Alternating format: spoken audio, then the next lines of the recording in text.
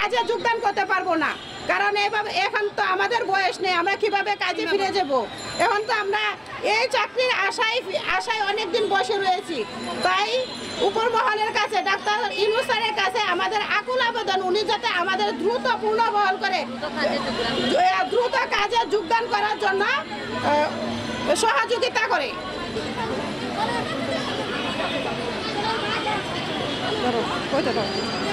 আমরা এই চাকরি করে আমাদের পরিবারগুলোকে যেন স্বাবলম্বী করতে পারি, এই বর্তমান সরকারের কাছে আমাদের এটাই একান্ত আশা। আমরা জানি শুনি অনেক দেখতেছি, উনি কোনো কাউকে নিরাশ করতেছেন না। উনি নারী বান্ধব সরকার, তিনি আমাদেরকে নিয়ে অবশ্যই চিন্তা করবেন, আমরা আশা করি। আমাদের এই পরিবারগুলো উন্নত হলে আমাদের দেশ উন্নত হবে, আমাদের এলাকাগুলো উন্নত হবে, আমাদের সমাজ উন্নত হবে। আমরা চাই শহরের পাশাপাশি গ্রামের মধ্যে আমরা যেন বিভিন্ন সেবা দিয়ে আসতে পারি। শুধু